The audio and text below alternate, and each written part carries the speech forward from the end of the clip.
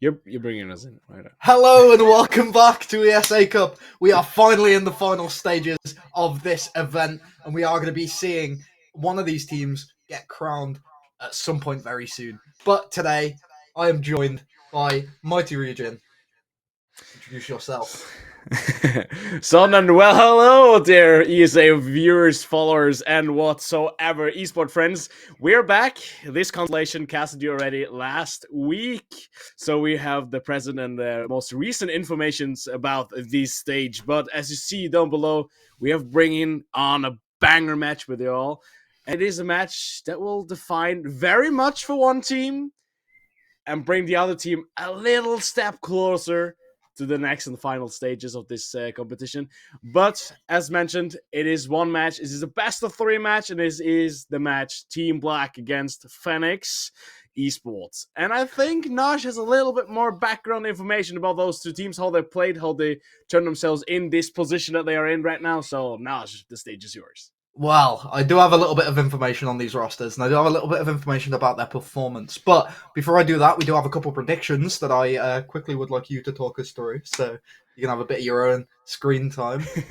Okay, as you see up on top here, our production team has voted with the Goatnax Exia being unconsiderably, but the most of the votes go for Team Black. Most of us team members in the production competitions has Team Black on their hand. We have a few votes for Fennix. Fennix is still a good team, but I really much think they will be the underdogs in this situation because, as you see up on top, like 60% of the production team is for Team Black, and this is also the way that I'm going to go in this competition because after the first stages that I have seen and the first matches that I have seen, Team Black more or less just show what they can. They show their strength from the first round in every single matchup, and that's what really defines them as a team.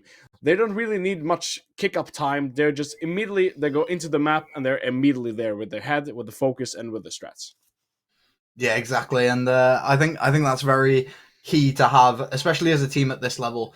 But we do have the social vote to quickly show you guys and quickly have a little talk about. We'll see sort of where we stand, and it's actually Fennix who come out on top. They're Impressive. going to be there for 53%, so the community is on their back, like ready to give them the support that they need. But the information I have is if you boot up the ESA Cup Season 8 Liquipedia page for the people at home, you will be able to see that these two teams have both placed in the 9th to 16th bracket. And the thing about these two teams and the way they perform, the way they play, is Fennix have only won one game, technically. The other game they won was a forfeit, and the only team they beat was Eagle Empire, who placed 23rd, 7-3. Now, on the other hand, Team Black faced LDL in their first game and won 7-5, a team with a lot of promise, but a team that hasn't really performed at this event. And now, we're going to be looking at their second game, where they played against Le East. And Le East is a very good team, a team that actually placed 7th in the entire bracket alone. And that means they were placed in the top 8, qualifying to the upper bracket of That's right. these playoffs. And well, that means that they've beaten two relatively well-respected teams. They're very on their guard and ready to go into one of these games firing on all cylinders. The only teams they lost to were 1st and 8th, respectively. So, looking at this phase and how we expect it to go, at the moment, Black are the team we expect to see the victor. But it's going to be Skyscraper back on our first map of this series. Skyscraper. Then we have 2 more maps coming your way of Nighthaven and Bank. 2 very large maps combined with a very mechanically heavy map like Skyscraper. So we'll have to see sort of how these teams do decide to perform and how well they are actually able to bring themselves to the table. This map is 5-1 defender-sided default half. So we'll have to see if either team are able to break that cycle. We will really much just have to wait and see, as you told us. And I am pretty much hyped about this map, even though it is a map that we have seen many times in the past seasons with many different outcomes, even though it isn't relatively old map in the when you look into the maps into the pool that also have been reworked. It is one of the older ones, so there's not the same much amount of ground to take care of, to bind yourself on, to find new ways to approach the map, to approach the spots. But even though it is a map with especially much decoy floor, with breakable floor, you can play so incredibly well above from above and also from below. But the matter of the fact is, there's still so many windows, so many angles to hold an eye, to keep an eye on and watch yourself to do. Don't get backstabbed from that area. So on that, I'm pretty much happy to see what these teams can bring. Even though we are looking at the map trailer for like the 5th or 6th time now, I can't really get a boulder from this map. I really much love this map. I played a lot with my team myself, and I just can say there is so much good playgrounds on this map if you have the right strengths in your team. Yeah, this is one of those maps where none of the sites are really bad for the defenders. It's just a matter of preference based on which one of these first floor sites they do decide to go to. And we have missed the bans, but banning out Thermite going to be one that's there to try and deny those big open breaches, those big holes that are going to be trying to isolate these defenders and cut off those rotations onto the execute portion of the site. Alongside that, the same team have taken out Solace. They want to try and keep that information denial to a minimum, because, you know, they're going to want to try and play their information. They're going to want to try and bring themselves into these positions where they're able to actually start catching out a few of these players. And with players like Mankai and Schlewu on the attacking side, it's going to be a little scary, especially considering they are two very active players, two very good players to say the least, and two that we expect to see a lot from. On the opposite side, we see Ying and Fenrir both go out, two very big entry operators, two operators that are there to try and, you know, put a bit of pressure onto either side, depending on which side they use. So Ying obviously going to be there to try and put pressure onto the defenders, and Fenrir the same, the opposite direction. So it's going to be pretty interesting to see how they cope with those bans. We are going to be seeing a Jackal not comboed up with the Deimos this time around, with how oppressive it can be. And something I do find fun is we're seeing a lot more ACOGs nowadays. That's for sure. But everyone awaited it.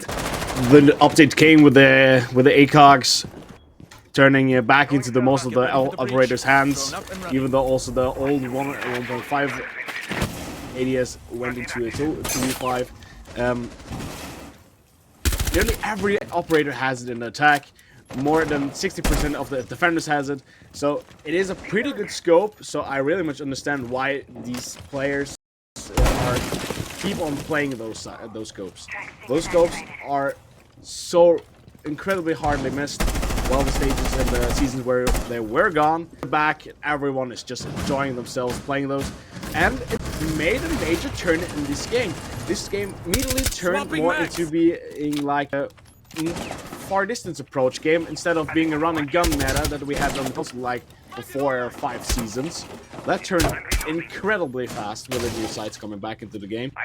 But either the fact we're back in this match, Mankai is the first one to fall down here, Fennix with the first opener, but when we were just talking about us, talking us through the roster of Team Black, I'm a little bit disturbed about that Dernis isn't in that roster. Dernis is an important player for Team Black in the past matches, in my opinion, always doing very much good ground, especially in the attacking side when he was playing the top fragger or the entry fragger plays in that roster. So I will see how well they can adapt without Dernis.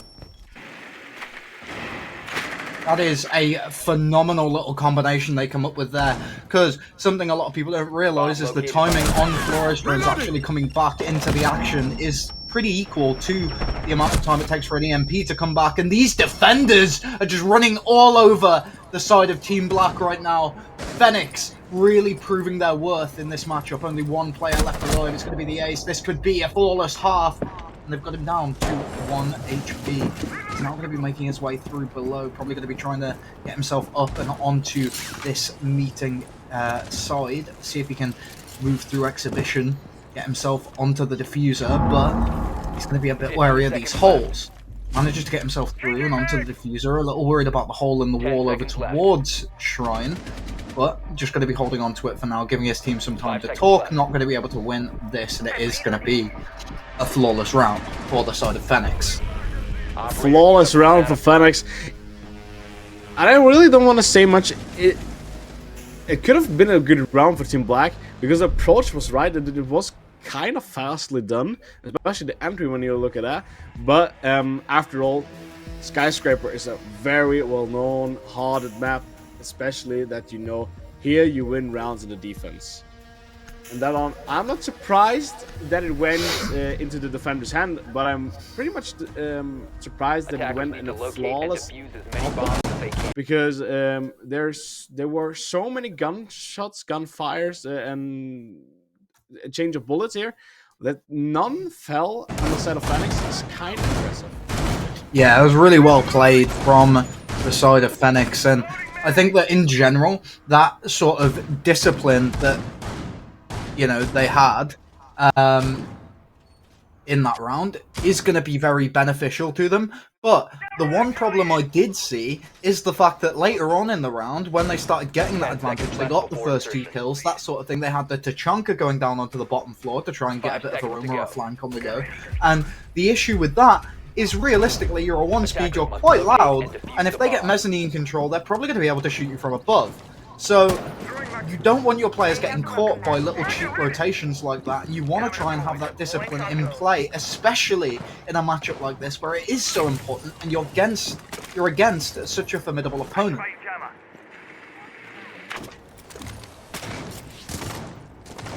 I am pretty much on your side there. Really much couldn't say any more less. So you're just speaking the things as they are and as I would say myself, so not pretty much for me to put in there, and especially, but now we will turn more into the round.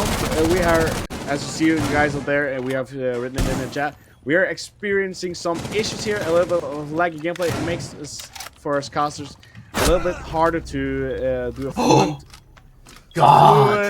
commentary here, but as the first rune falls, again it is a fall for Team Black. Another opening frag for Fennix, and that one was a cheeky one with the shotgun through the ground of God here, picking up the first kill for Fennix in the second round. Yeah, something that's said by a lot of people and will forever be acknowledged is the fact that it is infinitely easier to fight vertical angles from above than it is to fight them from below. And now we're going to be seeing that come into fruition as God was able to actually get a pretty quick and easy kill through the upper part of the site, managing to shoot down in towards bedroom and take out that buck indefinitely for this round. Now, as we are going to be seeing the side of Team Black try and prep themselves outside, a little afraid of getting themselves towards the windows and these close breaches. It is looking a little dire. They've managed to get a couple more players in below, but they're not able to get anyone past this mirror in order to be able to deal any real damage. And, well, as now Ace does get himself through and starts trying to open up the single panel wall. It's going to give him a bit of ease of access on towards this mirror, but isn't able to keep himself safe from the opposite side. Maxim goes prone on the breach, finds one, and Kaiser with the run out is able to find another. Now we're in another 5 versus 1 situation. Potential for another flawless round as he repels up, sees the man on the breach, isn't able to find the shots, but neither's the man on the opposite side. Now, we have to see whether Fennix can maintain that discipline that they weren't able to quite keep a hold of before, and if the side of Team Black is actually able to find themselves at least 1 kill in this matchup, because that might give them the confidence boost they need. But as the seconds run out here, even though the second round goes into the hands of Fennix after time, because of the last kill not been found here by either side. So that way, we have a 2-0 lead for Fennix, and I'm pretty much in the position to say, as we spoke beforehand of the match, that we see Team Black a little bit in the advantage here. Now they're absolutely outstabbed by 2 rounds here, would not have made a single kill or a single impact into the round. Yes, they have made some breaches open. They have concluded with some wall breaches, got some gunshots on the opponents. But as soon as we look on the crucial things, they have not gotten a single kill. They have not come anywhere near a spot so far. And that shows that Fennix has prepared themselves for Team Black. They know how to adapt and make it even very hard or worse for Team Black here to enter the building and approach the spots. So then they have done their homework, and I'm pretty much a little bit blown away here from Fennix, because I pretty much was looking forward to a match with Team Black, as I told you guys early on, coming straight into the match, having just their heads straight back in the game, just making so much pressure on the opponents. That pressure is not coming in yet, and as later as it comes, it may be better for Fennix. Yeah, very much the case. Fennix, the underdogs in this matchup. We are going to cut to a quick break because of a few of the technical issues that we are going to be going on with. We are just going to get them fixed, and we'll be back with you sometime very, very soon. See you then. See you then.